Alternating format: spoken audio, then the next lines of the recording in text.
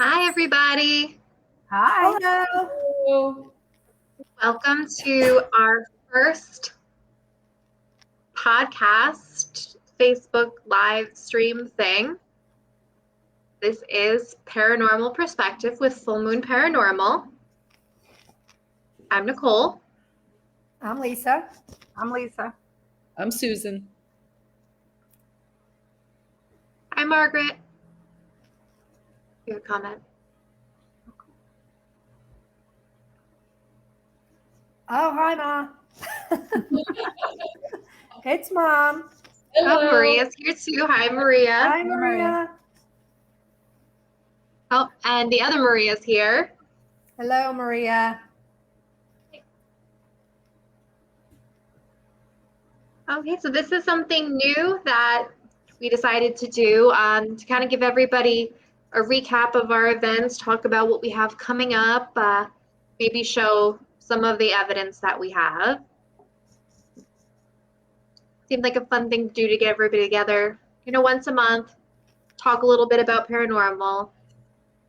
Once we get going, we're going to try to have some guests on. Maybe some of our guest speakers will come on and talk a bit. Yeah, that'll be good. And Lisa, why don't you tell everybody what you have set up back Hi, Rich. there? Hi, Richie. So I have this newfound love for haunted objects over the last it's been 6 months now. Time flies. So over the last 6 months, I've collected quite a few dolls, upwards of 10 or so. So I decided to pick 3 of them to come hang out with us tonight. And actually, before we started, Lisa, when you signed out to sign into your other computer, I asked if the girls wanted to say hi, and Megan, the one in the middle, flipped the cap all up for Susan and Nicole and I. So hopefully they'll say hello. Oh, cool. Charles, Cindy, Megan, and Sandra. Sandra, I actually got from. Hello. Oh, there you go. Cindy. Sandra, I actually got from Stephanie, who works at the Shanley. So yeah, she's pretty new. We're still trying to find out more information about her, but. So. Okay. Just so people can keep an eye on them for us in case we don't notice something. Hi, Lourdes. Hello. And Chuck's here as well. Hi, Chuck. Hello, Chuck.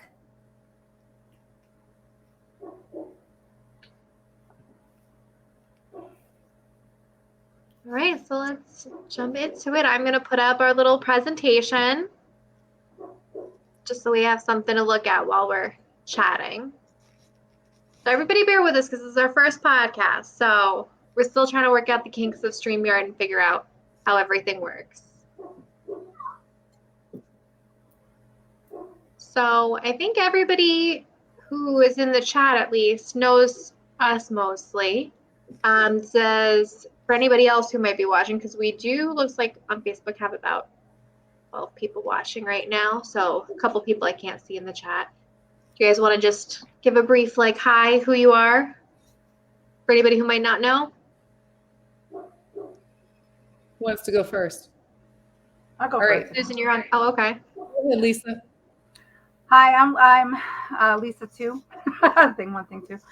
Lisa Morrison. I am an investigator and also a psychic medium. That's actually my career as a professional. And I've been with Full Moon for about just over 1.5 years now. So, Susan, you want to go next? Sure. I'm Susan. I'm an investigator as well. I joined the group about 1 year ago, and I dabble in mediumship. But my full-time job is a teacher. So, Lisa. Oh, I'm sorry, Susan. I didn't Go ahead. cut you off. No, I was going to say, and I'm Lisa. I'm the founder, one of the founders of the group, and we started about, I believe it was like 2.5 years ago. And I've been investigating on and off since probably was too young when I started. I actually playing around with things I shouldn't have been playing around with, but here we are, and hoping to get some answers to some of our questions. I'm Nicole. I have been interested in paranormal for literally as long as I can remember. I joined Full Moon pretty much right at the beginning with our first public investigation at the Chance. Shout out to Debbie, who is the other founder of Full Moon Paranormal, who unfortunately moved and still a member of the group, but just not here with us. She's going to start a full moon too down in North Carolina. Yeah, so if anybody in North Carolina is looking for a group, Yes. That's talk to Debbie. We're going to franchise. Yeah. Okay, so this is just a question I put up to kind of kick us off with some discussion. So what do you consider to be paranormal?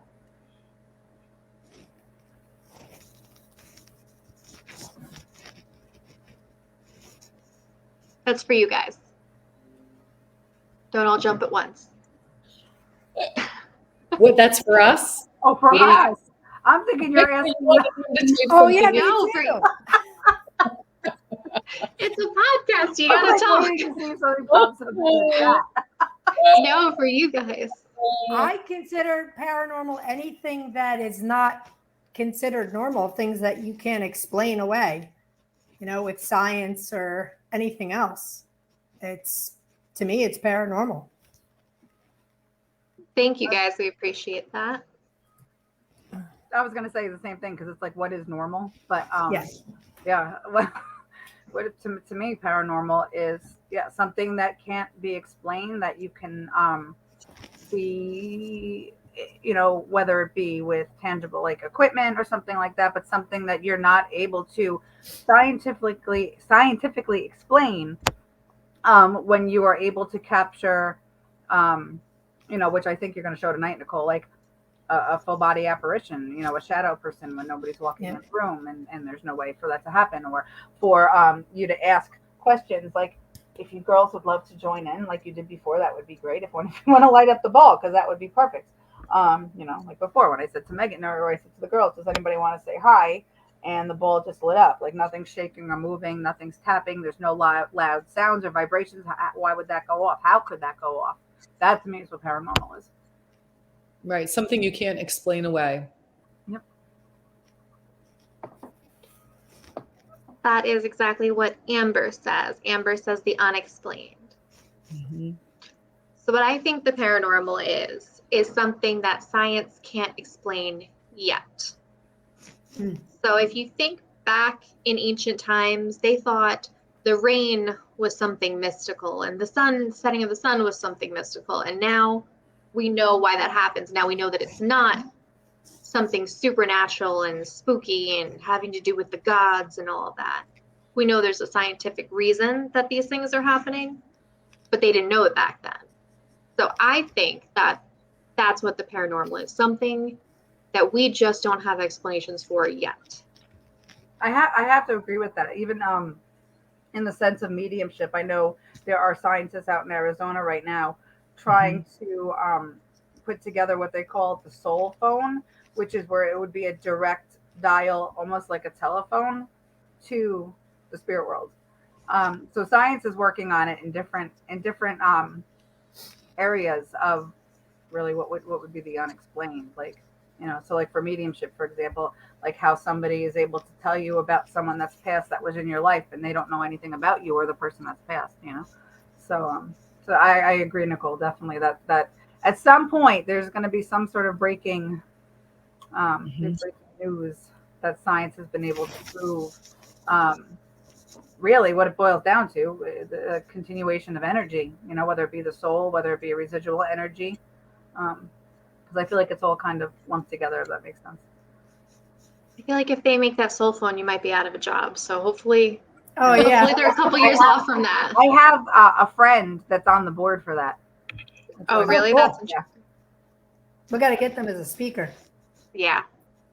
That would be cool. Are they local? No, my friend's in Florida.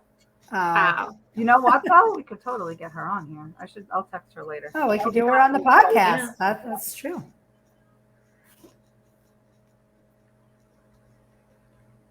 So when we do investigations, we combine historical research, the scientific data, and a little bit of using your psychic abilities to see what's going on, to try to get a whole picture. Do you guys prefer one method over another? Do you prefer to lean more into the scientific or more into the psychic, being as all three of you actually are sensitive or psychic mediums? So, to be honest, I prefer having the scientific data, and I know that sounds funny, but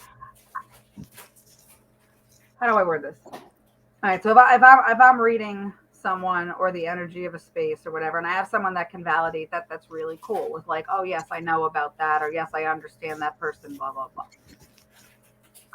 But for me, it even sometimes it's hard for me to wrap my head around like where is this coming from or how do I know this? So I like to have the data that I can see because I'm still human. You know what I mean? So that's where I'm at with that. I like to see the scientific data collection. I agree. I like to see it. It's in my face. There's evidence. It's not just in my head, me hearing it and somebody saying, "Oh yeah, yeah, yeah, that's right." It's actually almost like it's like communicating with you. Right. Like when you have interaction and things are going off and lighting up and you're getting words and there's communication, that's scientific. Somebody else, I love when we have like people who come to our investigations and don't really believe, and then that starts happening and their jaws are on the floor and they're like, how do you deny it? Right. It makes it That's really hard exactly to it. do. You know, and I like combining the two. Like sometimes we may pick up on something, and that could prompt us to ask questions and see if we get, you know, that direct response with a piece of equipment. So I do like to, you know, use it in conjunction together, especially if we don't have history, because we aren't always able to get the history on the place, right? So, so I do like that, but yeah, this is exactly, Susan. That's it. It's like how you can't deny that. Like somebody could very easily say, "Oh, well, you Googled me," if we're reading them, right? So like this is like, no, we didn't. You see, we're not touching anything. We're not doing anything, and it's responding as we ask or we speak to them, you know, intelligently. So Though it is fun because the three of us will check into a space before we go and talk about things. And when we all have the exact same visions in our heads and the same information, that is kind of cool as well. When yeah, we like know the guy's house, the one guy's house, the one where I acquired that beautiful gun that I love. I'm so grateful for. Oh yeah. Yeah. That antique. You know, that was from World War II. Because he didn't want it anymore after that night. But yeah, I mean, Susan, Lisa, and I feel like Nicole, didn't you try to tap into though? I don't try to tap in because I don't claim to be sensitive or, have any intuition. So something really has to like slap me in the That's face. a whole other conversation. If Nicole's feeling something, that's it's where we really come from. strong. That's where we Yeah. communicate telepathically when we're in spirit form. So we have it. But I feel like I thought you had tried. But I know definitely me, Lisa, and Susan, and we all started describing some of the same things in the car driving to this person's place. You know, their residence, and all of it was able to be validated within like the 4 or 5 hours we were at his house with the equipment, which was kind of cool. Including, I kept seeing the Asian. Yeah, that was weird. And then it turned out he had this gun from Japanese, World War right? II that was from Japan, and it actually has the writing on it in the symbol, the Japanese kanji. Yeah, so the whole thing was like, holy cow, it came full circle. And we do like to do that before investigations. We'll all try to say, "What are you feeling? What are you feeling?" We try to bounce off each other what we think we hear or see, or we'll walk into places and we won't say anything to each other. We'll say, and then at the end we'll all get together and say, "Where did you feel it?" And it's a lot of times we all say the same thing. Yeah, I remember the Walden T. Jacobs house. Remember, I got there after you guys, and then we went into the basement, and you're like, I feel something, but what do you get, or where do you feel it? And I went into that corner, and you're like, that's where we felt it. Yeah. Yeah. So that's, and then we get equipment lighting up or responding in that area, and then that's validation for us. Yeah, that's a whole nother thing with me. I feel like I need to have something like slap me in the face before I'm like, nope, that's a spirit. Mhm. because I try to convince myself out of it. I see it from a skeptic's point of view.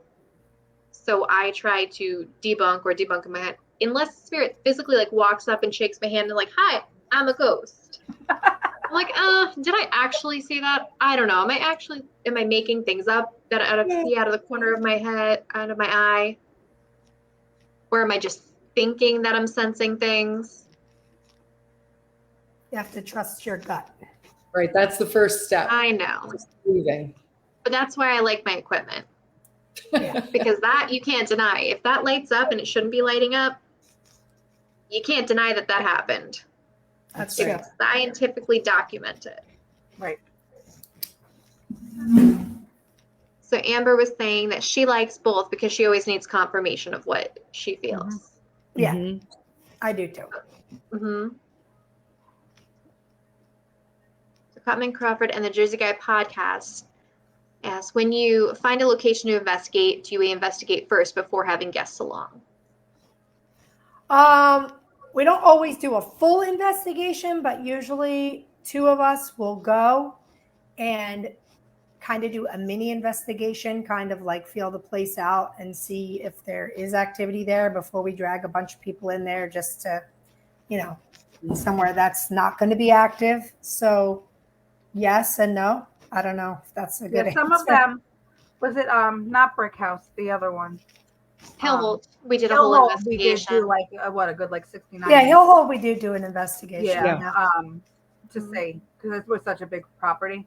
But yeah, like Lisa said, like, Susan and I went to one location, like 6 or 8 weeks ago, that one place in Campbell Hall. And we spent a good half hour, 40 minutes with some cat balls, K2s, things like that. And we didn't lug everything, but just a couple minor things to see if we were able to get some responses. And between that and our feelings, if we felt it was, there was activity. So. And you guys have to excuse me. I have to close the door real quick because of the smog. 1 second. It's all right. I'm going to cover you up with Amber's comment anyway. Amber was saying she'd love to join an investigation, but can't afford tickets or anything along those lines. There are a lot of places that you can just go to and investigate. You don't need any fancy equipment. You don't need anything really. You can bring your phone, use the voice recorder on your phone. There are a couple apps that we use. We use the Ghost Stalker app. There's Necrophonics app, which does cost money. I think that's around $10. We use that one a lot. But there's a couple apps that are really good, and you can just go to, a cemetery, to a park like the Salesian. What's the park called with the Salesian school? Is it Salesian Park? I think In so. Goshen? Can't remember the name. I think so. I think that's what they call Okay, the Salesian Park in Goshen, that was the site of the old boys' school. We've gone there, and it doesn't have to be at night. Just go and investigate, start asking questions, do some EVPs. And a lot of times when we are scouting a place out, that's all I'll have with me is maybe a K2, some cat balls, and my necrophonics, and just enough stuff just that we actually can get activity in a short time just with those handheld things. Seem to work pretty good.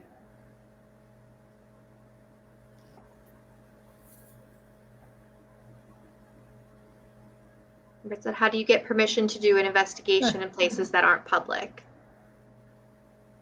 Well, a lot of begging sometimes. Well, we spent just this past weekend or the weekend before? The weekend before. We just went out and we just knocked on doors and went to museums and just said, hey, could you benefit from fundraising? And, we explained to people what we do and how we like to do it. And, most people are open to it and they say, okay, yeah, sure. Let's do an investigation. Come on in.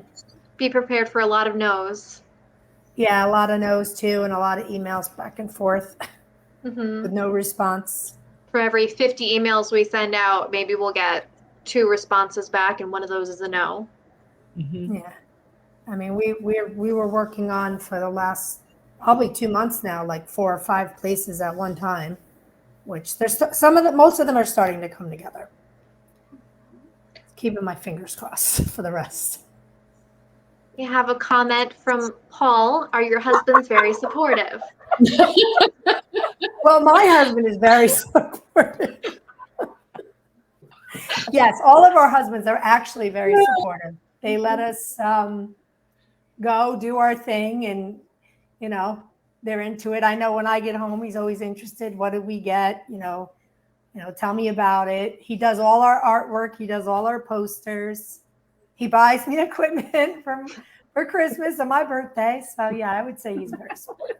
And so are the other girls' husbands. Yeah, my husband's very supportive as well. We have 2 kids, and he has to pick up the slack when I'm out on investigations and out scouting locations and things like that. And he does it without complaints.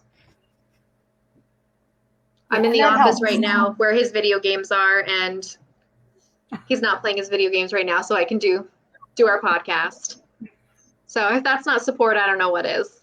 Yeah. Definitely helps if they're supportive. Mm-hmm. Because we're gone late at night sometimes and in strange places. Except the gifts are getting to be like, okay, we can go beyond something associated with investigating. Mm-hmm.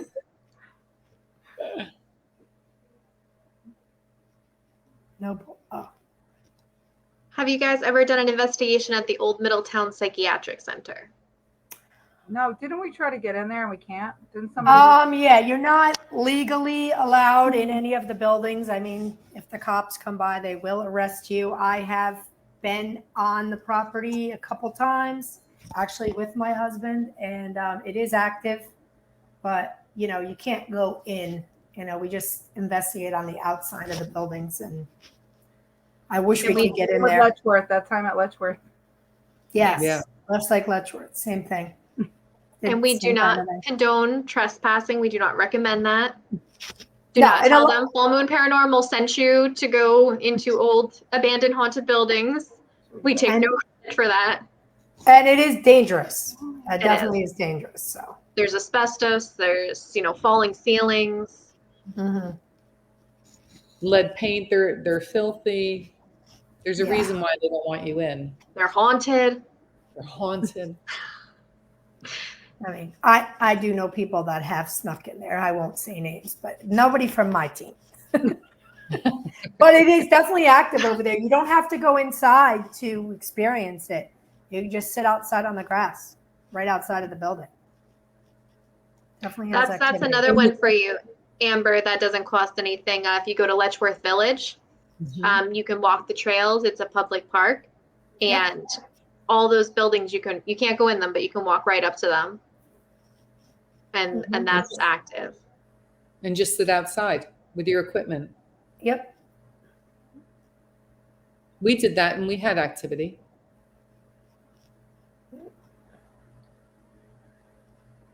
So we'll come back to this one because Chuck has a question. What technique works best for you? Which brings us also into our next question. Well, my favorite is what is your favorite piece? Well, I don't know if it's a technique, but I mean, my favorite piece of equipment is the Phasma box. I mean, I feel like that always gets the spirits talking. It always amps up the energy in the room. So that's my favorite. Do you want to talk about what the Phasma box is? You can do that. Do you want me to talk about the Phasma box? Yeah, you talk about the Phasma box. If anybody doesn't know, Lisa has kind of a fear of public speaking. Yes, I do. And she is doing awesome tonight. I'm trying. Yay for Lisa. So the Phasma box is a computer program. It runs off of Windows, and it spits out words and phonemes and sounds. It's not connected to the internet. It's not connected to the radio like a traditional spirit box is.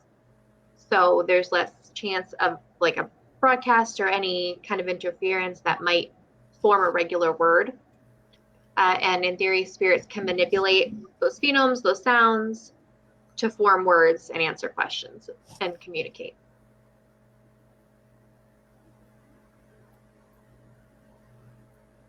So who else? Favorite technique, favorite piece of equipment? I think it depends on what we're doing, because like last weekend, we weren't getting activity with a lot of things, and we pulled out the dowsing rods, and all of a sudden we were getting all kinds of answers, acknowledgement. And I think it just depends on what they are choosing to communicate with. What do they want to use? I don't know that we get to pick as much as they kind of guide us to what to use. That's true. Oh yeah, my favorite would be, well, it's So we're doing great. Thank I love my flux, I'm not gonna lie. I think that's like out of everything I have, that is my favorite piece of equipment. Which one? I didn't hear you, The Lisa. flux, Oh yeah, that's a cool piece. you know, because you're able to get yes or no, or you're also able to just be able to see if there's movement and temperature change on either side. But then my other favorite piece would be the Phasma, or either that or the Spirit Box. Although I like the Phasma better since it takes the white noise out. It's a little easier to hear. It amplifies it. You know, and then as far as technique, there's been quite a few investigations that I've gone on over the last, I don't know, 6 months. It's not a technique that I use, but I witnessed my daughter doing it, and it seems to work, which is acting like she's with them, like she's part of them. So for example, we were in Gettysburg in April, and we were getting nothing. We were out with equipment in the woods, and she started giving orders like she was a soldier. And sure enough, the REM's going off, the K2's going off, the static tone's going off. It was pretty wild. And she's used that technique a couple times on places that I've gone with her recently, where it's like she gets involved, like she's with them, like it's almost like she's one of the spirits in any, you know, capacity, not just Gettysburg. And that seems to get them right. I don't know. I've just watched it. I thought that's very Well, they're probably relating to what she's talking about. Yeah. Right. Yeah. Mm-hmm. That's cool. And also, Yeah, I think you have to think about trying to use their language. If we start to get communication with something or someone, a spirit, using their form of language is another thing that she started using. That's been really impressive. So whether it's being a different language than English, like for example, we were somewhere and they were speaking French, and she felt that they were French. She started speaking in French, and they started responding in French, and she actually was having a conversation back and forth in French with the spirit. And there was another thing, the wording, like the way she would word things based off the time period. I'm trying to remember where we were for that, but yeah, it's, you know, and I think it's really cool that a 13-year-old could come up with this before an adult. I feel like we as adults sometimes put limitations. So I'm actually like learning from my own child, and I've been doing this for 20 years, you know, so it's kind of cool. So that seems to be a technique that I want to start using, like being with them, like, and not just coming at them with questions, if that makes sense. Well, I also think too, like we can't say like, oh, do you want to touch this K2? Because they don't know what a K2 is. So we have to explain, like, come close to this light. Come close it's not to the going to black hurt box you. with the green light kind of thing. Yeah. And friends of ours always refer to their light as a torch, because there was no flashlights a long time ago. They'll say, come close to the torch or the light. Or so I think that's kind of the same thing, that probably helps the spirits relate. Mm-hmm. And to your point, like, remember when we were at Brick House and we had all this crazy activity, and then the sun went down and it stopped. Right. You have to think about the time period and what their life was like when they were alive.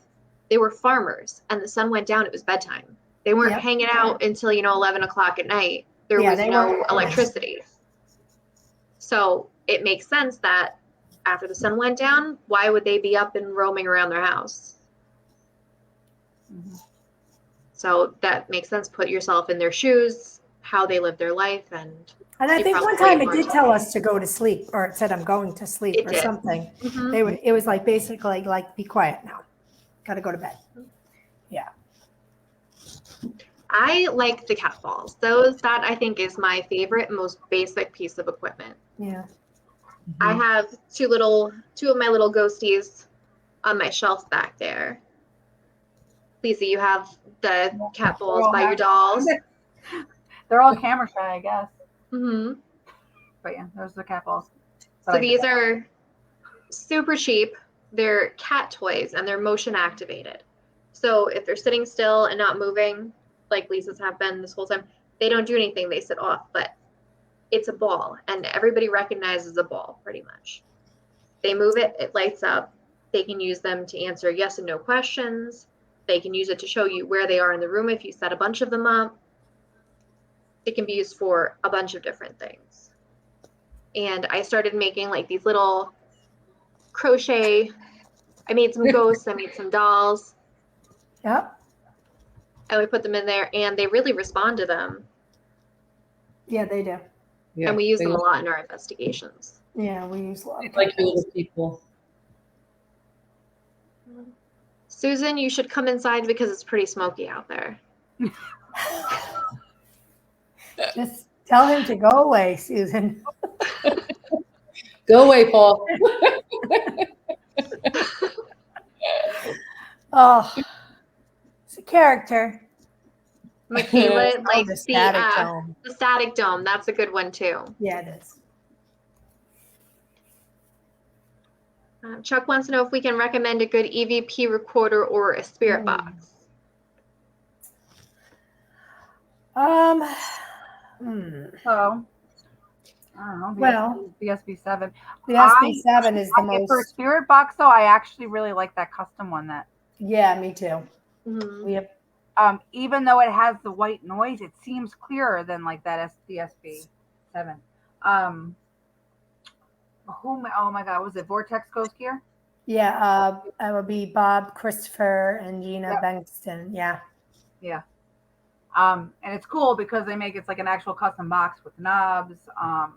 And you can have it like, lacquered, like with the whatever kind of imagery you want and stuff like that. So, but for some reason, because I always pick the Phasma over using my regular little spirit box. And now that I have that, I've been using that more than my Phasma. And it works good. Yeah. I mean, Yeah, you saw the definitely video works in good. Gettysburg we got with the Jenny Wade when they said my full name. That was freaky. Yeah. I do really like the spirit box for like SD sessions. Yeah. Oh, yeah. So I would pick that over. I mean, we could use the big Phasma. one, But the SB7 is for an inexpensive, like solid piece of like equipment $80. is a It's good not one. crazy. Yeah. And what This was is the the other one? recorder Oh, the that I recorder. have. It's just I think it was $30. It's in a Vistor EVISTR digital voice recorder L157 from Amazon. It works well. You can plug headphones into it and listen back as you're recording. It works well. It plays back loudly, and I've caught some great EVPs on it. And I like the Olympus recorder too, the one I have. But they make a more modern version of the one I have now, though, that actually has the USB, so you could upload your EVPs. Paul said, do you see yourself on TV anytime soon? Possibly. You never know. Possibly. That's funny. I actually had a client come in today that asked if I was on TV, and I was like, no. And she goes, oh, you look like you were. Like, I feel like I've seen you on TV before, so maybe that's a premonition. We have a possibility that might happen, but we don't know. Amber wants to know if we've used pendulums at any point. I have. I use. Oh yeah. The thing is, pendulums. Can a pendulum be used as a tool? If so, how would one go about it? So this is what's tough. Is like you can use a pendulum to find energy, right? Just like, and it's really the same as dowsing rods. Pendulums a lot of times are used more so to connect to your higher self to get answers. So like yes or no answers. But I have used them in energy work, and I have used them in investigations before to try to connect with my higher self to get yes or no questions to see if what I'm feeling or sensing. Some people feel that they are able to connect directly with that spirit and the spirit's able to manipulate it. I'm not so sure. I just know from my personal experience, I've been using them for years. It tends to be more, it's our subconscious or our higher self that actually moves the pendulum. I've used them for spirit communication in the same way as like dowsing rods, because they say the same thing about dowsing rods, really, that you can use those to connect with your higher self, and that you're moving it It's really the same thing. consciously. Yeah. But where that, is coming from, is it a spirit answering the questions? Is it a collective consciousness that you're answering the questions through? Yeah. Because I've even done it where with like a pendulum board, kind of like a spirit board, an algebra board. Or you can even draw one. Like you don't need to buy one. Like you can write A, B, C, D, or yes, no, whatever it may be, like on a piece of paper. That's all it needs, because your subconscious knows where it is, even if you don't know the answers. And then from there you could ask, like, is there a male spirit, or is it a female spirit, or are you? You can ask. If you want to try to direct the question at the spirit that you feel you may be connecting with.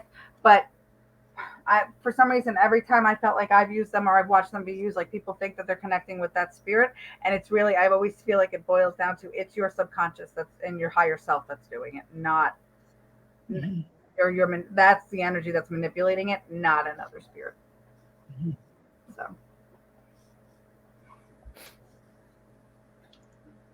Are TV shows like Paranormal Lockdown real or just entertainment? Both. And from All go ahead. All TV shows are heavily, heavily edited. So even if, somebody sat there at a location for 16 hours to record, you're getting a half an hour show. So they're editing it to make it look a lot more exciting than it is. And just watching lectures and knowing people that have been on TV and have had their shows, from what they say is sometimes they will, they're there to really get evidence, but sometimes they'll get real evidence and the network will edit it out because it doesn't fit the narrative that they're trying to portray. So it's frustrating for some of the investigators that have been on TV, because sometimes they get really good stuff, but it doesn't fit the narrative that the television show wants, so it's gone. Or they also have the problem, if they reach somebody and it's too recent, like they may still have living relatives, they can't use it. Yeah. Because they don't want to offend anybody, they don't want to upset anybody.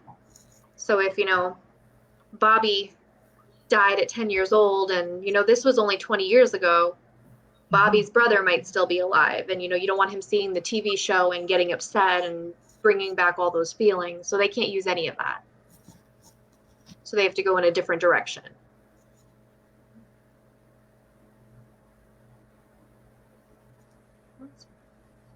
So let's go back to the last question we had, which is, so our group mostly deals with, paranormal investigation that pertains to hauntings and spirits. But paranormal is a very, very vast field. So cryptids, Bigfoot, Loch Ness Monster, I think that's Mothman. UFOs would be part of that, I guess. Mm-hmm. UFOs, all that. Chupacabras. Do you think if you believe in one, you believe in them all? No, I definitely don't want to run into Bigfoot, So I guess that means I kind of think he's real, because well, somebody's supposed to take us to see if Bigfoot is real. Yes. That is true. We are friends with Name begin with an A? Bigfoot expert. We are. Mm-hmm. A lot of people have seen all of these things. So and there's pictures and there's all this stuff, and I don't know how there's pictures of fairies, gnomes, all of it. And how do you explain it away? I don't know. So my take on it is that it exists in another realm, like another plane of existence, dimension or something, and it can come in and out, like like if you have a family member that's passed on and all of a sudden they appear to you, like they show themselves as an apparition. How did they do that if they're not actually here, right? I truly feel like it's the same exact thing with all of that. That's how I feel. I think they're on different planes and they come in and out when they want. Yeah, and some of us are able to perceive that and some of us are not too. Yep. So you may have someone that, is on the hunt to find and capture evidence of Bigfoot, and they may do it for 30 years and not get anything. And then you may have someone that does it for a week and is like, and has like an actual experience, and it's a real experience to them. So I also feel like it also is a matter of perception as well. Because you could have people in the same group that are out in the woods, and then one person saw it, and everybody's like, "I didn't see anything. I don't know what you're talking about." But that happens in paranormal too. I was going to say Yeah. that happened to us at the Shanley last month. Susan and I were there with some other friends. My daughter, actually, my daughter was sitting down on the first floor in the kitchenette area with Stephanie, who works at the Shanley, and the rest of us were on the third floor because my daughter didn't feel comfortable. We had issues last time. She did come up for a minute and then was like, "I'm out of here. I feel funky." Fine. And apparently there was a loud screech. It sounded like a woman in distress. They thought it was one of us screaming from the third floor.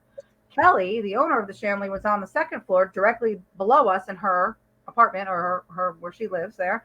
And she said Kelly would normally text her if she heard a scream to say, "Is everybody okay?" And she said Kelly never heard it, never texted her. We asked Kelly the next morning, and nobody heard it except for Siobhan and Stephanie. So, And they said it was loud. And they said it was loud. Loud and clear. Or they thought it was one of us. Yeah. Well, I mean, I saw. I guess it must have been an apparition when I was down at the Ritz Theater, but I saw a woman walk by, and I kept saying, "Did anybody see that?" And nobody did, except for Sam Baltrusis. He said, "I saw her. She has long hair," but I saw her. It was just very, very weird. I don't know. I was like, nobody saw that. It was odd. Then I thought maybe I was crazy, but I don't know. I guess there is like, that's one of the things there, that people see the lady in the hallway right where I saw her. Mm-hmm. So I'm wondering, like you said, that's probably what happens. Somebody sees them and somebody doesn't. Yeah. Or they may see it in a different, but not see it the same. So maybe somebody sees an apparition and somebody else also sees there's something there, but maybe I've heard of that, like coming off as like a light, like a blue light, Yeah. like an orb. And then one person's going, but no, I see their face and their hair and their arms and legs. So yeah, there's definitely something I feel like with the perception of it as well. But yeah, I mean, and that's where I feel like this all ends up, all of it, even I don't know about aliens, so that I question if that's more real actually, and not so much in a different plane. I mean, I know they're in different galaxies, Right. Like a direct connection. That's like. but I feel like they're still in this realm, if that makes sense. Right. Just out far, versus something like fairies. But I feel like how they would travel would have to have something to do with, the dimensions to get through space the way that they do, to get here from other Go through galaxies. time warps or something. Yeah, they would have to be bending space and time and dimensions. Just so beyond us, we're not there yet. Yeah. Oh yeah, definitely feel like they're beyond. They're well beyond. Yeah. They could probably see technology Bigfoot. wise. And one day when I finally get the record uploaded to my computer, I will play you something that we did catch at the Salesian that I think it's definitely extraterrestrial because I can't explain it. And I don't know if I've played it for you guys before, but one day we'll play it. We'll ask everybody what they think because it's wild.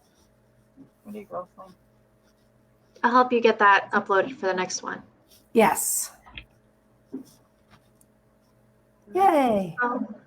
Brings us to investigation recap. So last weekend, we were lucky enough to go to the, how do you say it, Susan? Falsha? Falsha. Okay. I should have asked Lisa. She does the Irish dancing. Yes. Falsha, Irish pub in Dingman's Ferry. And that was an interesting investigation. Oh, yeah. So we had Maria as a guest investigator, Maria Phillips. And unfortunately, Lisa Morrison couldn't make it to that one, so Maria was filling in for her. It was quite an evening. It was an active location for sure. We had someone ordering drinks from a phantom bartender. Well, That has never happened before. and this was a case of where we say we sense things. So Susan and I had been there before, and we were both drawn to this one corner of where the pool tables were, kind of by the bathroom area. And we were like, this is where it is. Like, this is where it's happening. And then I had Maria walk through because she's also empathic and sensitive. And I said, tell me where you feel it. Right here, right here. We didn't find out till later on, probably halfway through the investigation, right?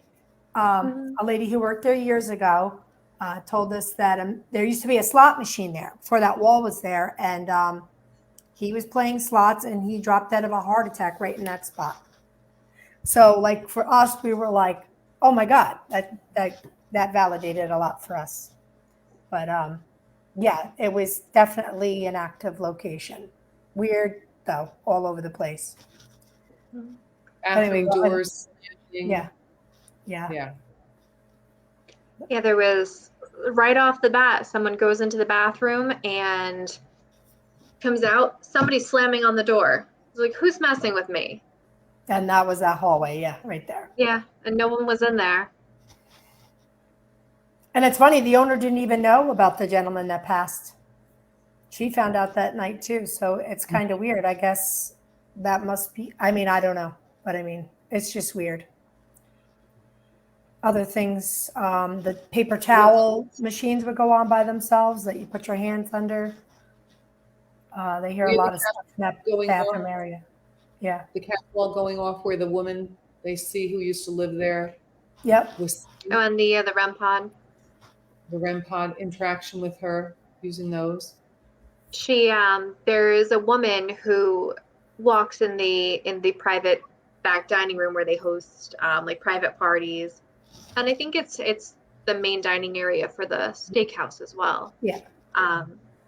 So they see this woman in kind of older clothes, and she just walks through the dining room, and then other patrons have seen her sitting at a table. And we put a REM pod there, and it kept going off just in that one booth where they see her sitting. Yep. Yeah, that's good. Paul said, what is your favorite place so far for investigations? Oh, you guys go first. I got to think about that. Susan? I don't know. I always go back to Brick House. That was just so much fun. We had such a good time and we had so much activity, and it was all so relevant to the history that we knew. We could validate a lot of the things that were happening. And it was such a good group of people. That was just a really fun night. Yeah, that was good. The alcohol, remember, hidden in the lady was saying, my shoes, I can't find my shoes. And we're like, they're in by the bed. And she said, oh, thank you. And there were old shoes sitting next to the bed. Yeah, but that was a good night. That was a good night. The REM pod with the little bottle of alcohol on the chair in the basement that kept going off because the man was supposedly an alcoholic. Yeah, I don't think you need to go to something that's necessarily a big name place in order to have amazing activity. I'd say out of all of our public events that we've done, the columns would be my favorite. Yeah. Well, that was a good one too. Mm-hmm. The columns is mine too. Like, you know, there's some places that they say just like called you and draw you back and you just want to go back immediately after you leave. Mm-hmm. I was going to say the columns. I was going to say the columns are the Chance Theater. I mean, it's kind of The a Chance toss-up. too. That was wild. The Chance Theater was a wild place, but the columns, we definitely got to get back in, and we will be getting back in. And yeah, that place definitely has a lot of activity. And maybe we should show a little clip from our columns. Oh, we're not there yet. We're not, but we will. So this is a couple things. Oh, Rich said, loving the podcast. Good job, ladies. Thanks, Rich. Thanks, Rich. Can't wait to Rich see and you I are next going to be week. at my office Friday night too. Doing Awesome. another Oh, event. cool. Very excited. So speaking of which, these are the things that we have coming up. Some of our events. Lisa, you want to talk about this one? Who, me? Yeah, Um, you know the details of this one. I don't remember the year that it was built. I know it's the 1800s, but it's been a tavern for a long, long, long, long time. And she's nice enough to close the doors, let us in. She's going to make us some food, and we get to. And she's letting us investigate the basement, the attic, and the bar area. I was only there for a short time, but in that short time that I was there, I had cat balls going off. You could definitely feel like the energy in the air. I got to get back in there and do a little bit more of an investigation before our actual event, but it's not going to disappoint because it's active, 100%. She had lots of stories to tell. And the New Street Tavern event, Booze, Brews, and Barbecues, is a fundraiser for Oh yeah, that's true. I forgot about that. for the Central Orange Italian American Club. Yes. I'm trying to remember all their letters. Like COC. Yeah. Yes, and they do a lot of good charity work. And we're actually doing a couple events with them, and we've been working with them. So you might see their name on our posters here and there. Then we have the newest ones that we just booked this weekend. Ghostology at the Grange. So this is going to be a kid-friendly paranormal presentation. We've been wanting to do a kid-friendly event for probably a year now. Because I have younger kids. I have a 14-year-old and a 9-year-old. Lisa has younger kids. How old are your kids, Lisa? 7, 11, and 13. I had to think about that. Yeah, the Lisa and Susan have older kids, but like we have little kids still, and I know mine are interested in what we do, and they want to investigate, and then there's nothing really out there like this for them to go to.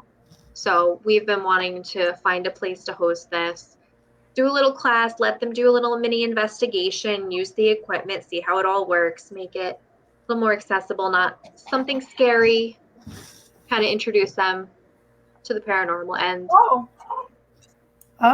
see, Hi. the She dolls likes like it. Yeah. They want to Who is come. that one? Yeah. That's Cindy. Hi, Cindy. Cindy?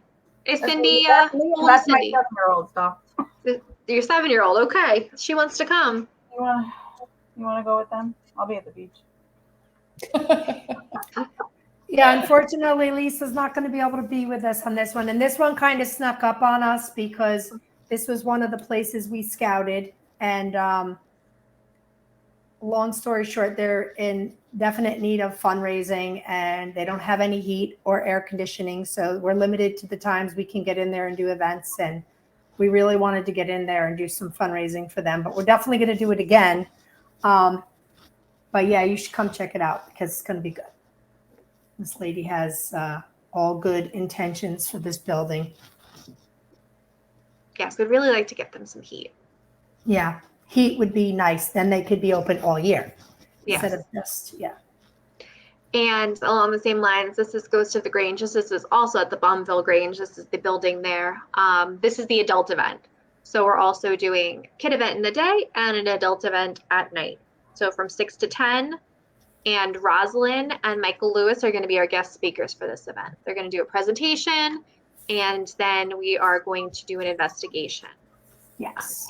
It's awesome. They have a stage set up upstairs. They have the main floor with a kitchen, and then they have a very cool basement that still has like bathrooms and showers in it from when the Grange members used to come through and use it to stay in when they were traveling. It's a really cool place.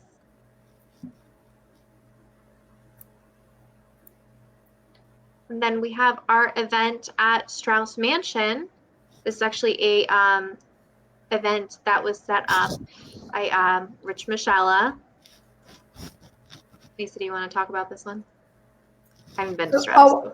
Well, this is a fundraiser for the Strauss Mansion, and we're doing it in conjunction with Rich Michella, Ron and Lourdes with the Staticom project, and I believe, and Anthony Simonelli's group from Seekers of the Supernatural. And we're just going to come in, you come in, we're going to speak a little bit about ourselves, and we're going to break up into some groups and investigate the mansion. And I've been there twice now, and I can tell you that it's definitely active 100%. It definitely won't disappoint. It's a beautiful place. It has gorgeous views. Just to come see the museum itself is worth it. But then you have all these other awesome people that'll be there too, leading you. That's true. And that's a big thing that we do. So if you've noticed, like, a common theme is fundraising. Most of our events, well, all of our events, we're doing local historic places, trying to raise funds, trying to get them some money. We're not doing the big name places where you have to pay a ton of money to go. We're trying to get into these smaller places that really need the funds and that really aren't oversaturated with investigators. True. Want to And close it have out with stories to tell too, especially because we live right here in the community, in the Hudson Valley. We also have more than likely our cemetery tours coming up. I'm not sure if that's been booked for sure yet, but Well, Washingtonville. yeah. yeah, Witchingtonville After Dark. They reached out to Yeah. us about doing the cemetery tours again. Yeah, so keep your That'll be, eyes and ears open for that. that's October 21st. Yeah. How do people contact you about having a fundraiser? Well, They can email us. Yeah, they can go to our email at fullmoonparanormal@yahoo.com, or they can send us a message on our Facebook page. Either one would work. Or also, there's a contact form on our website. Oh, that's true. And Which is Instagram, we're on Instagram as well. And Maria's also going to be helping us out at the Grange. Yes. Thanks, Maria. We appreciate it. Thanks, Maria. All right, you want to do a little bit of evidence to close out? Sure. All right, so we were talking about the columns, so I'm going to play, Lisa, your video from the columns. Okay.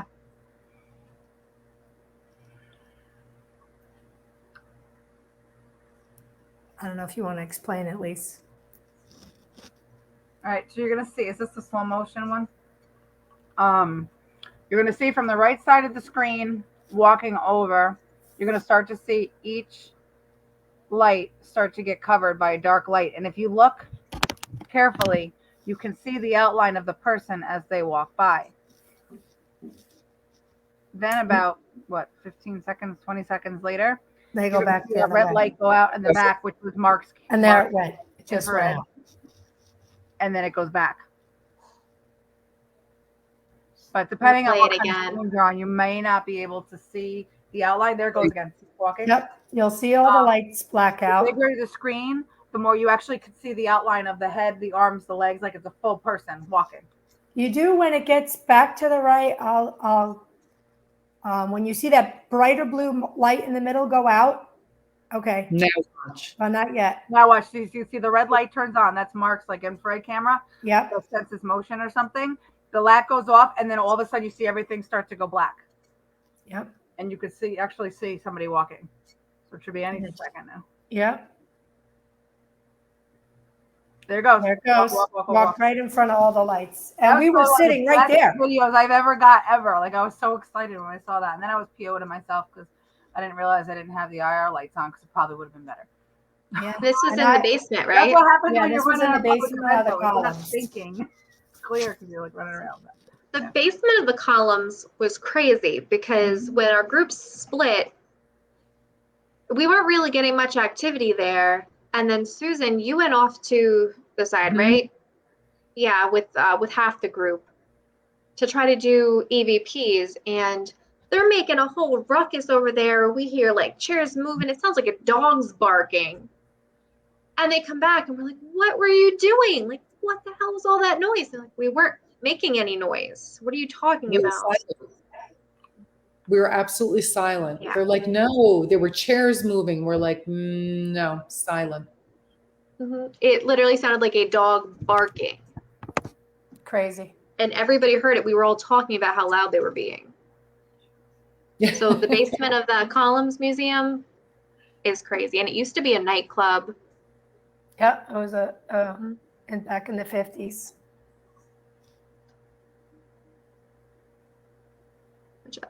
So, Lisa, Scala, I'm going to play your video. Oh. Are you talking about my son? Yes. Did you hear it? Who's speaking? Nick is my son. Who has the message? Who? I don't know who Todd is.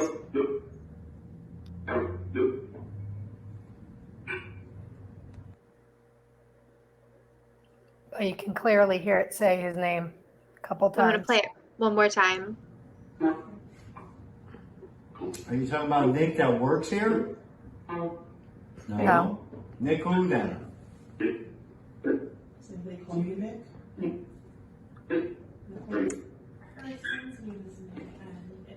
Oh, that one. Are you talking about my son?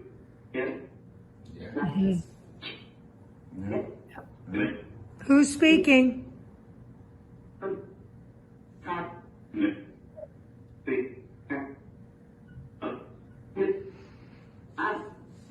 Us. Who has the message? I heard that time. Who? I don't know who Todd is.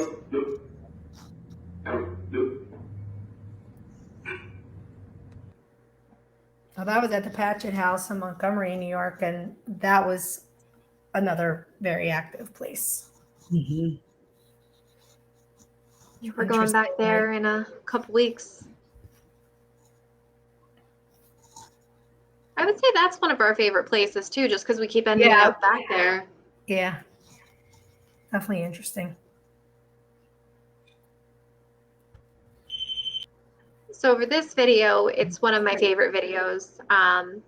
Watch the blinds at the door. You'll see a shadow figure come into view. We have a trigger REM set up at the door because the person whose office this is was in her office one day and she heard those blinds rattling like somebody was trying to get into the door. And that's why she called us out to do an investigation. Who's at the door? Please stop doing that. Thank you. So it's pretty quick because I thought that it was an actual person. It was so solid that I stopped recording so we could go answer the door.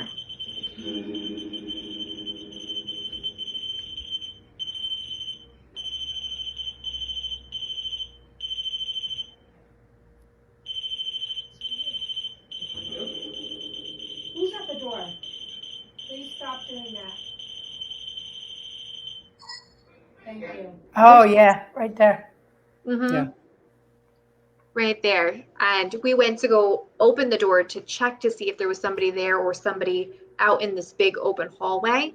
There was nobody there. There was no possible way that somebody could have come up to the door and gotten away faster than we would have seen them. We spent a lot of time trying to recreate that. They put me outside the door because I always have to be the guinea pig to see if we could recreate it, but you could clearly see my shirt. It didn't just show up as a black shadow like that.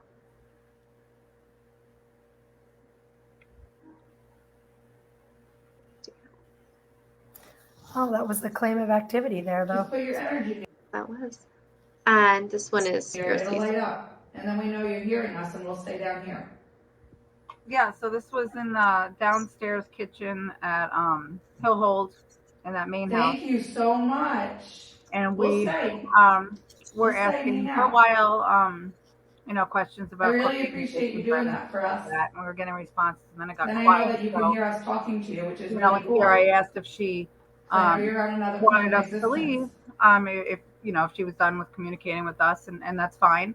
But if she didn't want us to leave, if she could light up the ball, if she wanted us to stay a little longer and ask her some more questions, and all of a sudden, as soon as I asked that, she lit up the ball. So then we were like, okay, we'll stay a little longer. But that was pretty cool. All right, I'll play this one again. Down here quick before we have to leave. But if you want to communicate with us, we'll stay down here and talk to you. Can you light up that ball or that black meter? Can you stand near it or walk by it? Just put your energy near it, it'll light up. And then we know you're hearing us and we'll stay down here.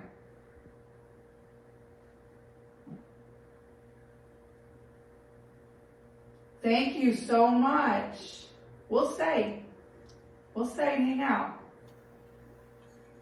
I really appreciate you doing that for us. Then I know that you can hear us talking to you, which is really cool. Because I know you're on another plane of existence. So when we use equipment like that, that's really what we look for is intelligent responses instead of random things, is big balls going off or the lights lighting up in responses to what we're asking. And that was a really good example of that.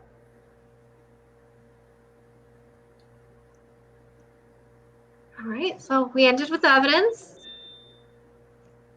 Anybody have any other questions for us? Oh, the cat ball's going off behind you, Nicole. Oh, is it? Yes. Oh my God. Oh, Intelligent What's that beeping? responses.